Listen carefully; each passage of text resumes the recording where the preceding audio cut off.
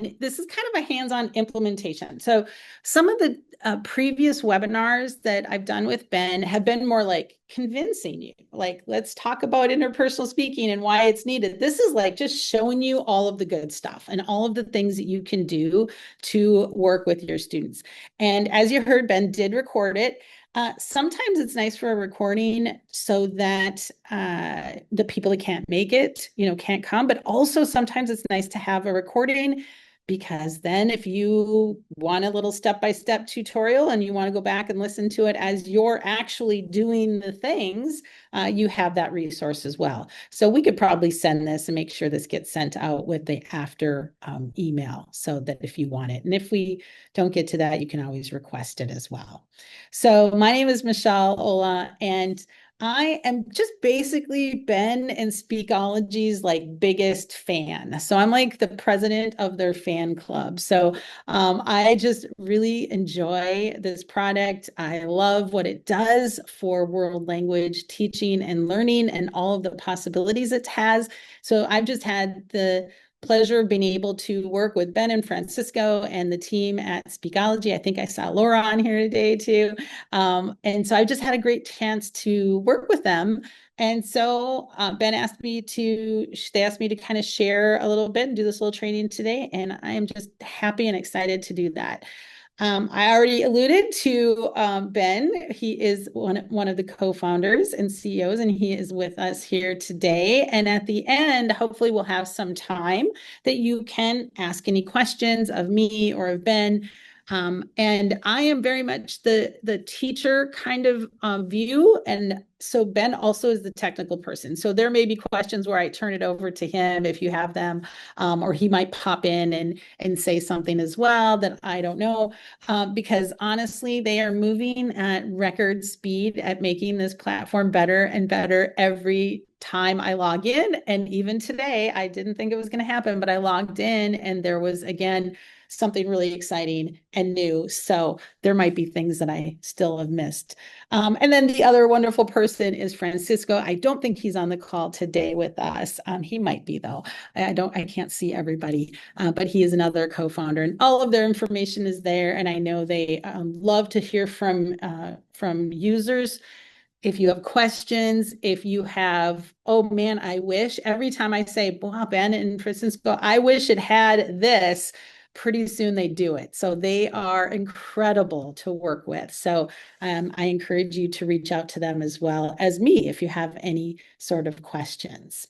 So we got a little bit with the weather. We saw a little bit of where people were at, but I'd be curious, like, where are you joining us from and what language do you teach? Because that will help me as well. If I'm going to show a demo, we can kind of look at who is in the room. All right, so if you want to just throw, all right, French, wonderful. Mandarin, Portuguese. We have a little bit of everybody. There's 4 different languages, the first 4. That's fantastic. Wonderful. All right, Italian, Arabic, French, Korean, Japanese. This is fantastic. All right, well, we definitely can't put you in a little box today, can we? We've got a little bit of everything. So that is fantastic. The language I taught was Spanish. So some of the demos will probably be in that just because it's the easiest for me to do. So thank you all for sharing that. And my next question is on a scale of 1 to 5, and you can just put it in the chat number wise. If you want, you can hold up your hands. But where are you with your experience or your understanding with Speakology? Are you kind of like, this is cool, this is brand new, I don't know anything? 0. Okay, that's okay too. Well, thank you. You can't be a 0 because you're here. Since you're here, you're at least a 1. We got a range 1 to 3 to, there's we had a 0 in there. So we don't have any pros that could. Awesome. I love that 1 and about to get running. So that's fantastic. This is just the place you want to be then, because we're starting from the very beginning and we're going to kind of show you, I'm going to show you how easy it is to get started with this in your classroom. Awesome. All right, I'm going to go ahead and Ben, I'm going to ask you to kind of keep an eye in the chat for me if you would. I only have one screen. And so if there's a question that pops up or any comment that you want me to know, if you don't mind popping in and doing that, that would be wonderful. So today, again, we're going to be really just take it nice and slow. I'm going to show you how to create a class from or a course from start, how to customize your settings, some really kind of nitpicky things that really look tiny, but they really focus on what your goals are, what your instructional goals are, and how the settings work with that. We're going to set up and launch a video call. I'm going to show you how to assign things, how to make your courses, a little bit of everything that we're going to just kind of dig into and go live right on the Speakology site. But before we start, and I guess I will actually, I'm going to pull that chat back up again because I really do want to start a little bit with this. And that is sometimes we see a really cool platform or a new tool or an AI thing, and it really is just a fancier version of something else that's already been done, right? Another tool can do the same thing. And one of the reasons why I think this is so different is because it solves a challenge that we have in our classrooms that is really hard to solve otherwise, right, with languages. So what are some of your challenges with interpersonal speaking in your classrooms with your language students? What are some of the challenges with this mode of communication that we're kind of, one of our expectations to do? If you want to just share, if anyone wants to share in the chat, because you probably wouldn't be here and so excited about this if there wasn't a problem, right? Yeah, they're scared to answer. Absolutely. The fear or that anxiety on the part of the students. Absolutely. Asynchronous formats. So yeah, they need practice. Awesome. Okay. Formats so need to practice. They can practice on their own, right? Not just in class. Yeah, they get bogged down with like grammar and every word coming out of their mouth has to be correct, right? And they get panicky. Limited opportunities, suitable feedback, providing feedback is very hard, right? How, as a teacher fatigue of listening and trying to give feedback on everything. Absolutely. All of these things are absolutely true. Limited opportunities to practice speaking outside of the class. Yeah, it's hard. It has always been hard. We want our students to speak, but also they're dependent on their other partner, right? So if Ben and I are having a conversation, if I'm just kind of a novice low and Ben's an intermediate, high, I can't have the best conversation I can have, and he can't have the best conversation he can have because one of us has to kind of adjust, which of course is what happens in real life. But with learners, it's helpful if you can match some of the, that level of interpersonal speaking with each other, right? So yeah, those are some problems. Some of the things, a lot of what you said as well, predictable. So sometimes our classes, we have interpersonal speaking, but it's kind of bordering on presentational because Ben knows exactly what I'm going to say. I know exactly what he's going to say. Hola, ¿cómo estás? Muy bien. ¿Y tú? Muy bien. ¿Cómo está? Like it doesn't go off script, right? And so it's not like real conversation, okay?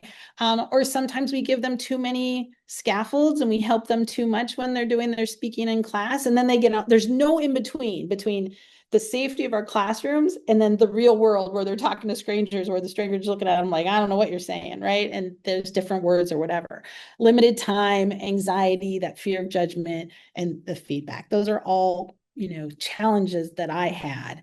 And so again, we're looking at Speakology as a way to not solve every problem we have, but it gives a platform that really does like mitigate some of those challenges that we have and helps prepare students to get into to get out to the real world and speaking real language. And this is like a step in between the safety of our classrooms and an actual person and having a conversation, right?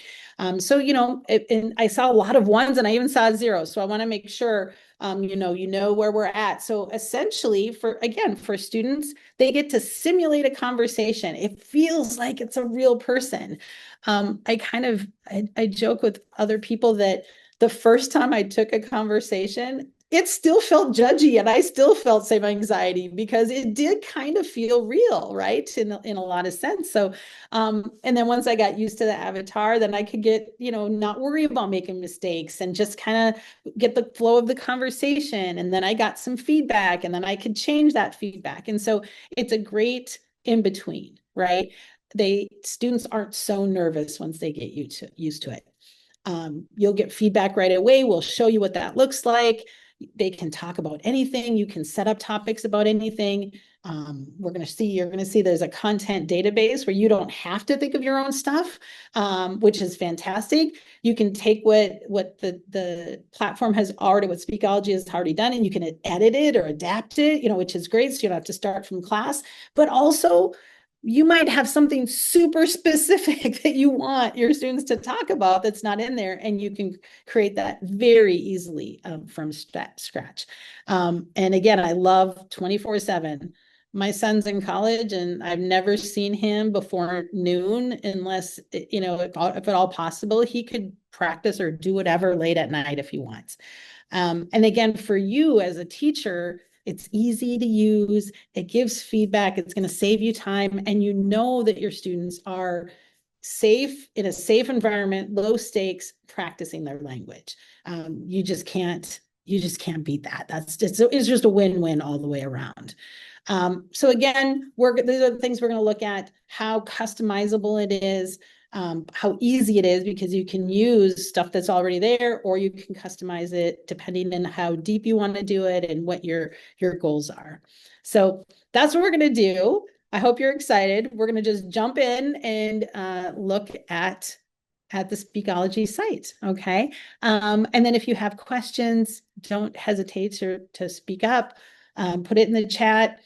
Ben might be able to answer some, or he can interrupt me and we can kind of look at that. All right. So when you sign up, very first thing, you're going to land on a home page. Very easy. You can see all of these things this has already been set up. So this is a course that's already been set up, but I want to show you what it looks like from the beginning. So let's go ahead and we're going to set up a course. So we're going to go to the top here and click courses. And you'll see that I have a bunch of courses. I did some practice courses in here, some French and Chinese, so we can go in there and maybe look at some of those. But we could do Korean or Japanese or whatever, the courses that are available. Can somebody not see my screen? Are you all able to see it? Yeah? And it might be your view on Zoom that you might have to change up at the top in order to see it. Okay, looks like okay, you got it. Awesome. All right. So when we have our courses, I'm just going to go to new course. So the very first thing, let's say you already set up a course and you just want to kind of copy an existing course, you can do that. But we also can start from a template. What I love about this is the option isn't to start from zero. We can start from something and then you can customize it and get rid of things if you want and add things to it, but we're not starting from a blank course, which to me, very intimidating to just think about, like, I don't know what I want yet necessarily. So we're going to go ahead and create a course from a template. Now, I'm not going to do this perfectly. This is just a practice course, but of course you take your time. But I'm going to call my course whatever it might be. This is what students are going to see. And I might want to put a date on it or whatever it is. I'm going to select my language. So the first question a lot of people have are, what are all the languages? Look at all of the languages we have. So I'm pretty sure that every language somebody mentioned, Ben, right, is on this list. So we've got Latin, Russian, Thai, Arabic, Swedish, Korean, etc. Again, just for my own limited language abilities of English and Spanish, I'm going to just pick Spanish to kind of show you. And then we have different instructors. Okay, so we can pick different instructors. I'm going to go ahead, and I really like this Alejandra, and there's a particular one that I like with that, but you can also change this. So you can change this. You can have different, they can use different ones, but these are all of the ones that are available for Spanish. even Frida Kahlo. And we've got some new ones here. I hadn't seen Santa yet, but oh, it's disabled. But we've got some different choices, right? So I'm going to pick these are the ones for the course, and then when we get in there, we're going to pick those. I can also set up class periods. So if I teach 6 levels of this, we can break it down by class period. I'm not going to do class periods. I'm okay with that. I'm just going to go ahead and go to the next one. I'm not going to add any class periods just to keep it simple. And then we're just going to go to the course structure. Here are some things that this is what makes it so easy. So if you're doing Spanish 1 or French 1 or Chinese 1, it kind of says these are the kind of typical topics that come up in this, right? In this grade level, proficiency wise, novice low to novice high to novice mid, and you can pick those templates. Okay. So I'm going to go ahead and just select the Spanish 1 template to get us started. And we're going to keep going. All right, that's it. The course is ready. The course is done. And I have an access code. So right here, and I could copy this. There's multiple places I'm going to show you where you can give your students the code, but your class is now ready for students to join. If I have any Spanish people in the crowd, if you want to join this class, you could, and then you can see what it looks like when you get assigned something if you want it. So then we've got some kind of tips and tricks, and you're all done. Now you could go ahead and create your level 2 course if you wanted, or your level 3 course. So now that our course is done and it's all ready, let's go see what it looks like. So we're going to go to course. I'm going to go down to my test course here, and I'm just going to enter it. And you'll see that I have all of those chapters, they're called. Okay, so a chapter is basically that theme that other little things are going to be under. So for example, under the welcome theme, we've got how to use Speakology AI as a little module you can do and learn more. And then we have a hi, how are you? Okay, so those are under the welcome. And then we have a chapter, and the chapters are going to change, and the lessons underneath the chapters may change based on the language, what they are, that sort of thing, obviously. So here's family. So we've got one from who is in your family, and then we're going to talk about nationalities. We're going to talk about feelings, like how different people feel. Now, I might not want one of those. I might want to move it to a different unit, a different chapter. I might want to start a brand new chapter. I might want to, all kinds of things like that. So we can do all of that as well. But I just kind of wanted to show you how there's different lessons under each one of these chapters. All right, so we've got sports and places in the city. I love this one because this is one of my favorite ones. And this one talks about the food and culture from Nicaragua.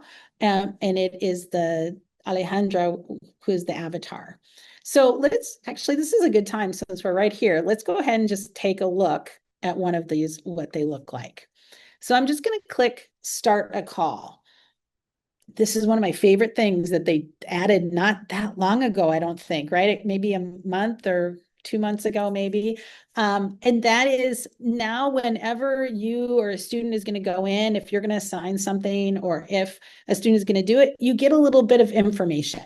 So you can see here what the topic is. It kind of reminds you can test your internet connection. They can test their audio. It gives them some tips of, don't worry, make mistakes, but find a quiet room or whatever those might be. And then if you click about, as a teacher or as a student, you can see what are some possible vocabulary that's going to come up in this conversation. Now, it is somewhat unscripted, right? So that, some of these will come up, not all of them maybe, but these are kind of the words that are going to kind of circulate in here. They don't have to know all of them. But if I'm going to show you in a little bit, you're like, oh, I don't want that many words. I don't want X, Y, or Z. There are some things that you can adapt. These are kind of some questions that are going to be asked or that might be focused on. And the language structure, the grammar structure it's going to be in the present tense. Okay, so you can see a little bit about that. The students can see a little bit about that so that they know what they're getting into, right? They know what it's going to be like. So let's go ahead and just join a video call. Now I'm going to try and make some mistakes. Hola de nuevo, Michelle, yo soy de Nicaragua. Aquí nuestra comida es muy especial. Muchas veces comemos gallo pinto y nacatamales. Me encanta la comida que prepara mi mamá, como el arroz con pollo. ¿Te gusta probar comidas nuevas? Bebo refresco. En mi casa normalmente bebemos jugo natural, como jugo de naranja o jugo de piña. ¿Tu familia cocina mucho en casa o comen fuera? Fuera. Interesante. A veces es divertido comer fuera. ¿Qué comida prepara tu mamá o tu papá que te gusta mucho cuando están en casa?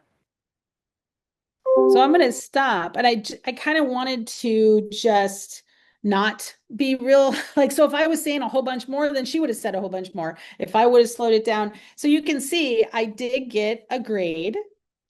Okay. And it showed novice low. I'm thinking that that was pretty accurate. That's kind of what I was aiming for. Right. And so you can kind of see this was some of the vocabulary that I used or that was used. And here's some feedback. So take a second to look for the feedback. I'm going to tell you about the pictures. I saw that in the chat because I love it. And I'll also show the code in just a minute. So try to respond in Spanish whenever possible to enhance your practice. You know, said, you know, when answering the question. So you can see there's some good feature to some good feedback, but it's also good feedback for a novice learner, right? It's not giving me super precise things. See, you answered fuera. Try to give a complete sentence in Spanish for clarity, practice, things like that, right? And it gave me a little kind of a bit of a pep talk that you're doing a good job participating. Now, so a couple things you brought up. So that's what it looks like. And then we're also going to see that I could, as a teacher and as a student, I can go in, I can listen to my conversations. So we can kind of look at that. But I just kind of just wanted to show you if you hadn't seen what the avatars look like and haven't experienced that yet, kind of what it was. Okay, so the pictures for this, that one is actually from Speakology. They put the pictures in there so that they had something to talk about. You could now, you can adapt those, right, Ben? Which is brand new. And so before, like that was the way it was done by Speakology, but now you can take that. And if you wanted to change the picture, you could. If you wanted to change some of the vocabulary, you could. Okay, which again is super exciting. So the pictures, if you create your own from scratch, you can have your prompt, you can pick an authentic resource or a scaffolded text or something to help the students as well. Okay, awesome. Yay. And then there are, let me go back to my home page, and the home page is of the class. Notice right here, you can switch the different avatars as well. The student can and the teacher can. So I had Alejandra, so she was my one for now. All right. Okay. Are you excited? It's really, really fun. It's really cool. If I would have started talking more about different types of food, she would have kind of played off of that. She would have given opinions. We would have had a different conversation. Okay. All right. Let me put the code back up and I'll show you how you can share your code. So you made the course and maybe you then forgot to write down the code or take a screenshot or put in your PowerPoint. I'll show you where you find it. So we're going to do a lot of the teacher things under teaching. So we're going to go to the teaching tab. And right down here, it says invite students. And so that is the code for this class. If you want to take a screenshot of it, you're welcome to do that. You can copy those instructions. I could probably just copy those and put them in the chat even. There you go. And so you can send them to your students, and your students can join. All right. All right. So some of the things that I want to show you, you created your your course, okay? But one of the things I want you to do is after you remember the course was super easy. It was so simple to do, but there's more things that you can do. There's kind of defaults that are set, but if you go to, you're in your course now. So I'm in my course. I just hit teaching in order to do that. And I'm going to go to settings because the settings are going to give you even more customization. Okay. So there are some general things. So there is a module that's like just talk about anything you want. I love that one because you can go in, I could talk about art or music or whatever it is, with a little bit higher proficiency levels in particular. It's a great way to just talk about random things or things that you like. So I could enable that so that students would have access to that. I can allow module translations, so moving it into their native language. I, this is a preference where I don't like the score. I don't like a student to necessarily see a 70 or a 60 out of 100. So if I don't like that, I can just turn that off. Okay. Some students might want to do this. Right here, utterance required. I think somebody just said that, right? So utterance, this is just the global setting. So if you don't change it per activity, like you can change it in the activity too, I believe, down to that very level, correct, Ben? Yeah. But this is just the standard. So again, I might say, for the upper, this is level 1. So maybe it's only 4. It's only 4 times that we're going to go back and forth. Oh, I can't go less than 6. Never mind. So 6 is good. 6 is perfect for the novice level classroom because you do want them to struggle. Okay. But again, like for upper levels, you definitely want them to talk more than 6 times, right? Here, this was for level 1, but again, I might say they had elementary school, so I'm going to change my level 1 to novice mid to novice high. Okay. Yeah. So but this is overall for the whole class. So you can change that level. Okay. And then these are grading. If you're going to use the grades up here, display the AI grades, you can still tweak things. You can say what those grades mean, right? Yeah. Yeah. These are for the whole class. Yeah. And then the other thing allows students to toggle off and on captions. Captions can be a hot button issue. Some teachers are like, if they're reading it, they're not listening to it, right? So it kind of it splits your modes of, your modalities. Some they can toggle them off and on. Sometimes it's a scaffold that students need in the beginning, right? And then try to at the upper levels, you might say no, they can't use the captions in general, right? Again, corrections. I, for a novice level, I would not do correct all errors. Like it would be hard if everything that a novice learner said was critiqued, right? So I might say I like personally the AI interpreted. It to me, in my experience, it's given a good balance of some correction, but not every little thing that was wrong. Or you could even put just correct any English that was used. So if they use English, then it corrects them and gives them the word in the target language, etc. But this is your choice. You can have them at upper levels. Yeah, I want feedback if I'm an advanced or an intermediate learner. I want it all done, right? Avatar voice rate, you can do the student default. So if I'm speaking really slow, she's going to slow down her rate a little bit, right? But if I'm speaking super fast, like a native speaker sort of, then she's going to use that normal rate. But I might want to put for my level 1, I might just want to put it at beginner, okay, for the general sort of thing. And then again, Ben, will you explain this? Because I won't explain it as well as you. You explain the differences between this mode, because I would just put let student decide, but I don't know if they're deciding right. So if you don't mind this section, because it's a little more technical. Yeah, we just launched this feature. So this is determining how the AI will listen to students. So if you have noise cancellation turned on, we recommend having this setting on if you frequently use Speakology in class. So if you have students talking all at the same time, it's a louder environment. When you have noise cancellation turned on globally for the whole class, the AI is really good at picking out just what that individual student is saying and blocking out all of their peers.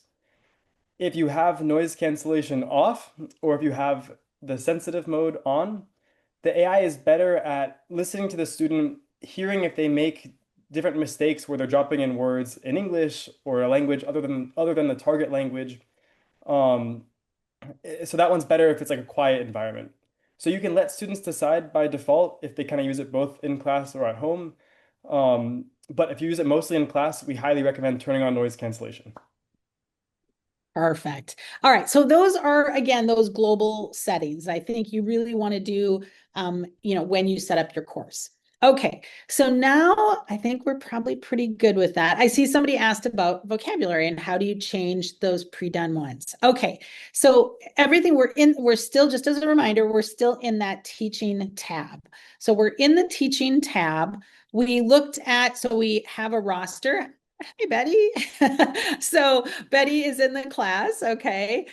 We have the tab that if other students wanted to join, this is what we would set them. We just did the settings. Okay. Manage, we can just kind of click, whether you allow students, if you needed to add class periods. So I didn't do it the first time, but now I have a second period of that or something. Archiving the course, and don't touch that one unless you're serious. Look at that. I love how they made it very dangerous. And then we're going to go up here to organize. So organize is, remember the course, we picked a template. So we have those chapters and we have the lessons within the chapters. So the students will see, just like we did. So chapter 1, Bienvenidos, and it has a couple lessons. And I might say, oh, in my first chapter, I want to add an activity, okay, under this getting to know you or this welcome. Maybe it is just asking them a couple questions or whatever it might be, okay? So first of all, let's step back. Let's adapt, because somebody did ask about adapt. So there's 3 little dots here. And when you click on those 3 dots, you can quickly just view the content from here. So you can see the vocabulary, what the structures are, what the questions are, what the tense is, and you can start a call and just see what it looks like. Okay. But you can also move it to a different section, or you can edit it. Now, they did say, remember, so this was last time I looked, this wasn't even here. So this is super exciting because you couldn't change it before. Now it just copies it and then puts your things in there instead of Speakology's, the way they did it, right? So I'm going to click next. And now I can change the title. I can change the level here. I can change what the avatar says. So I can change all of these. So right here were the example. Remember, they're the sample vocabulary. It's not like every one of these is going to be mentioned necessarily, but these are the example vocabulary. But I could go in and get rid of, change. Maybe we don't say mama, maybe we want to say madre or whatever it might be that we're looking at. And so I can go ahead and edit those. Okay. I can also, and it doesn't feel appropriate with this one, but I could put it in a different language structure, different tense if I wanted to as well. Same with the questions. I could remove any of those, or I could add some more. I could also generate some more with AI and see if I like them. Okay, so they could add some more here, and I could accept those suggestions, and then I could go back and click on and remove the ones I don't want. So even if I don't like all of those questions, I can accept those. Let's just go ahead and do it. And then I can just go ahead and click and remove the ones that maybe I think are too advanced for them in unit 1 or lesson 1. Okay, same here. There wasn't an image on that one. See, this is brilliant. Absolutely brilliant, Ben. I love it. So there wasn't an image on this one, but I'm just randomly picking one, but I could add an image. Okay, so, and then give a description of the image. All right, I'm not going to add that one because it's not appropriate, but I just wanted to show you how easy that is. All right, awesome. So that's how you can edit the vocabulary. Okay, so I'm going to go back out to edit course. So that's editing ones that are already there. I can also, now, Ben, can you just hide but not delete any of them, or do you have to delete them if you don't want them or remove them? You can lock/unlock them, so that will hide it from students. And then That's what I was asking. Yeah, I didn't remember if that's what that did. Awesome. Beautiful. So you don't have to delete it because maybe you don't want it now, but you might want it later, right? And you don't want to delete it and then have to recreate something. Okay. All right. So here we're at our chapter view.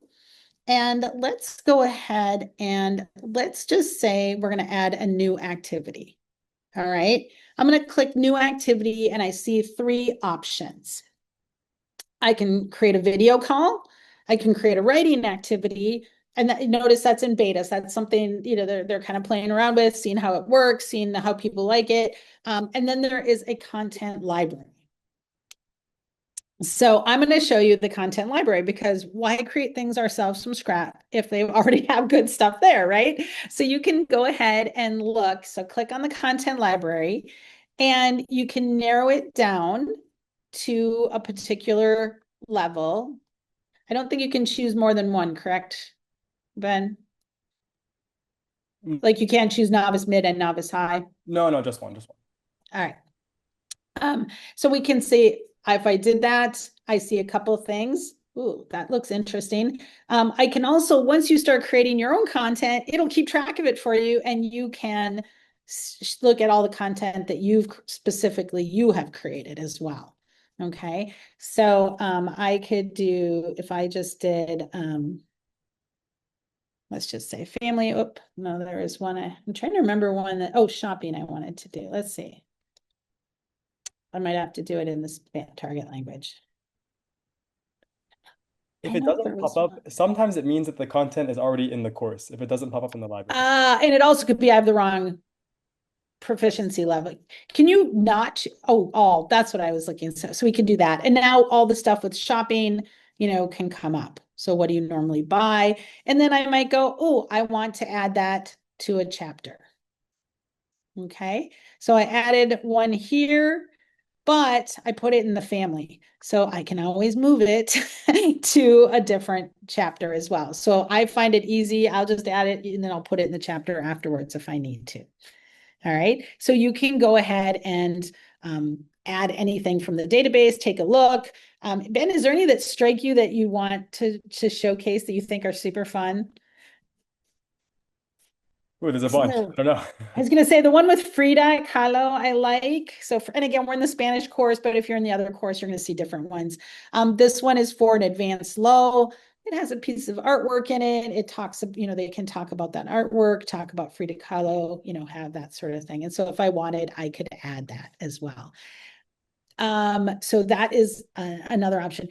And again, like you could have a native speaker in your level 1 or 2 class. And so you could put an activity in there that is a higher, more advanced level on the same topic. So on shopping, but it's a higher proficiency level as well. I believe, yeah, do they have the CEFR levels too, Ben? I'm trying to remember. I know you mentioned, do we mention them in the? Yes, when you're creating new topics, they're listed there. Yeah. We can also add a filter here for those as well. No. So here is this where if you're creating your own, you're looking? Yes, if you tap one of the actful levels, it should pop up. Ah, there you go. So you can do it that way. Okay, so what we did there, so let's go back because I want to make sure. So we were going, so you can choose from the activity bank, right? Or we can do our own video call. Okay, so we can create our own as well. The reason I really kind of want to show when you create your own, because some of you that there might not be as many. So Spanish has a lot of little lessons in them, and some of the other languages maybe have a couple lessons, and you might want to create more under that topic to have more practice. But it's super easy. Again, you just go through what is the conversation about, the different proficiency levels, whatever the introduction is going to be, your targeted or your vocabulary, your sample vocabulary that it should work on, your verb tense or the structures you want it to work on, sample questions, your screen sharing. So you can just go through this same process. But notice how much easier it was when you just adapted what the Speakology team already had. So I recommend trying that first and then adapting it. And then, because this is a little more labor intensive. But I did want to show you when you do your own when you do your own class or your own activities, you again get to make some really cool choices. Oh, are you having a hard time hearing me now? Ben, are you able to hear me? Yeah, Okay. All right. I'll try and speak louder just in case. Okay. So one of my favorite settings, this is in the individual, and you're making your own video call. When they made it, it told you who was going to start. So that's part of the information that you get. But when you create your own, you can decide, do you want the AI to start first? Or maybe you want the students to start first, because students always just wait for somebody else to talk to them. So maybe you want them to start that conversation. Okay, you can do corrections. What kind of corrections? What kind of feedback? Whether you correct all their mistakes, correct only if the student doesn't use the target language. I like that one a lot for beginners, for the novice level classes, perhaps for this assignment. Also, what kind of feedback? I always joke that some of the really geeky linguists out there like me really get into like specific different kinds of feedback, like recasts and clarification and all that sort of stuff.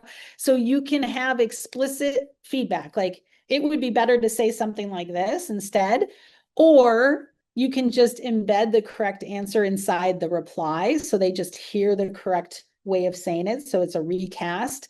Or you could have the AI ask for a clarification, like, I didn't really understand you, or did you mean to say this? You can ask them for clarification. Or you can let the AI instructor decide. I do feel like that sort of gives you that balance of a little bit of all of those, which I like. I don't always want it to be explicit, but I also don't want it always to be vague. So sometimes you want it, both ways. So that's kind of how I do it. This one, I really like to make the student repeat the phrase correctly before advancing. My French teachers in particular always love that, because French, I think, is very hard to pronounce. And it's hard for me to get my mouth to make certain noises. And so I could turn that on and have the student repeat something correctly before moving forward if I wanted to.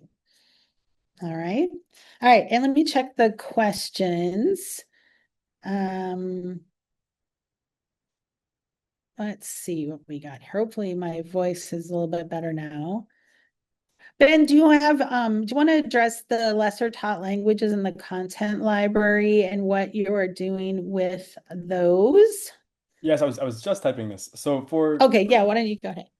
yeah, for Korean and we just added Korean a few weeks ago. So if you have a list of topics that you'd like, or if you have a pre-built syllabus, you can send it to our team and we can help build some topics for you. That actually goes for everyone. If you have any new topics or if you have a syllabus that you'd like us to build, our team can go in and build a course for you and make custom topics. Awesome. And I really have to say, like, they are so responsive with just requests, and it's taking time and, building up, little by little that content library as it goes. All right. All right. Is there a way to choose different proficiency levels for different students rather than by activity? I do not believe there is right now. Correct, Ben? Right now it's general. We do design the AI so that it's able to kind of scale up or scale down according to the students, really within those parameters that you set there.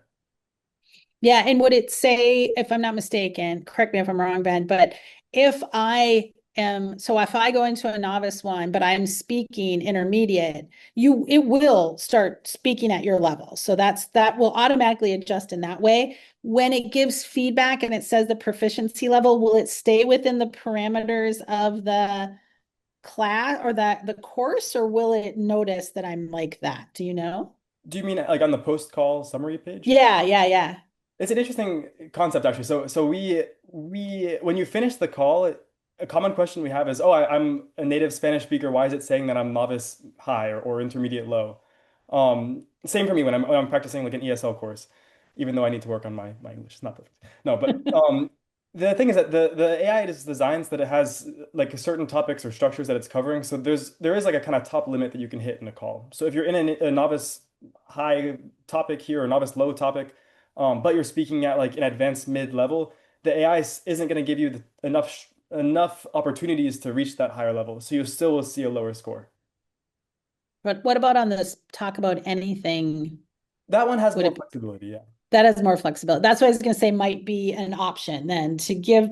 So even though it says talk about anything, you could tell your student talk about your family at the highest level that you're able to, and that might be an option to do that as well. Um, all right. Any other questions? I'll let Ben kind of answer the questions. I want to make sure we kind of see the rest. The one thing I didn't show you that I want to make sure. So that let's go back. I know we got distracted there a little bit. But we have the content. You can add. So when you want to add any modules or add any lessons, you go under organize, and then you can add these. Now, students will see all of these and they can do all of these, even if you don't necessarily assign them. So if you want to make sure that they get an assignment, that they do a certain one at a certain time, you can then go ahead and create an assignment.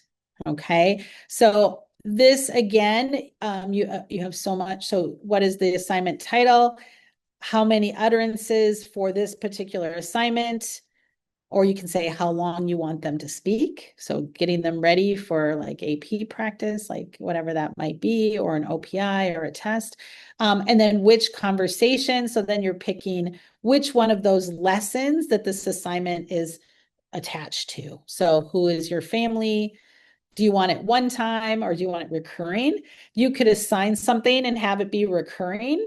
And obviously they're going to try it. They're going to get feedback. They're going to try it again. They're going to get a little better. They're going to get more feedback. And you can see, they can kind of see their progress. So you could say that it's recurring, or it's just a one time, and schedule a start date and then a due date as well. Now, when you do that, the student will get something on their assignment tab that says you have an assignment, and they click on it and then they do it. And then it goes into your grade book. All right. And every time I think, oh, an hour is too long, it's never enough, right? So I want to make sure we hit a couple more things. So we have, and these are all, again, all of this is under your teaching tab. You will see all of your assignments if I had any assignments and quizzes under that tab, but the teaching and where you create those are under there. There is a feature to do little quizzes as well. So I want to make sure you see that. They're more structured than the open-ended AI conversations. So if you create a quiz, you're telling exactly the question that you want the AI to ask. What is your name? And you give a weight to it, and you do exactly, you add the questions that you want, and the students answer them like in that order. So it's a little more structured. You can allow for multiple tests, takes or not. So it's another way to be able to give students speaking practice asynchronously and get feedback. All right. All right, Ben, what am I missing? So we had the organized, we have, I did want to show you where students and so you can see all of the feedback. So if Betty did this, I would be able to see and click on her transcript, her AI feedback that she got. I'd be able to see what the conversation was. I'd be able to hear it for each of your students. See what it was. Let me show you what it looks like for one that's done. So this is the one I did earlier. So I had the score, I have the feedback, and notice I have the transcript. So I could see this, and the student sees this, and I see this as the teacher. And I can also listen. I don't know what my recording was acting wacky there, but Mi comida favorita es pizza. So I can go, so I can go back and I can hear all of what the conversation was as well. All right. Hopefully that gave you a good overview. Ben, did I miss any of the major components? I think we got quizzes, assignments, organizing, inviting students, your settings. And a lot of it, it really is kind of intuitive. Once you just hop in, once you know that if anything having to do with adding courses, adapting them, adding them, you're going to teaching, you're going over here to organize, to move things. Yeah. All right, Ben, did you have any other questions? Do we have any other questions in the chat? Let's see if there was any others that either of us can answer. Yeah, I think there's a good question about. Yes. Go ahead, Michelle. Go ahead. I was just going to say, I just saw the one about redoing it. It'll show all of their attempts, and they can see that they got better, or each time as well. Yeah, so they can keep doing it. Yeah. Anything else? What else, Ben? Yeah, so the language of the instructions oh, let me ask if this is what you mean. So let's go to courses. And I actually wondered about this as well. So if you, let's say, are looking at the lobby here and the about, is this what you're asking? If you can change this? I'm wondering if that's what she's asking. And I don't believe you can, right, Ben? Or is that generated from what you put in? So it would change if you put it in English. Yeah, if you put the content in English, in theory, it will show up in English. But yeah, right now that is locked in the target language. Okay. Awesome. All right. So yeah, this was kind of a quick thing, but hopefully it gave you a good place to start. Ben and I can stay on and answer some more questions. If you have any questions, we can kind of keep looking at the chat. But also, you can meet with Ben, or you can contact me if you wanted to meet, and if you have any sort of questions. They are so good and responsive with that. And so I just wanted to, we'll just kind of I'm going to take off. Well, I don't want to stop sharing because there might be something we want to share.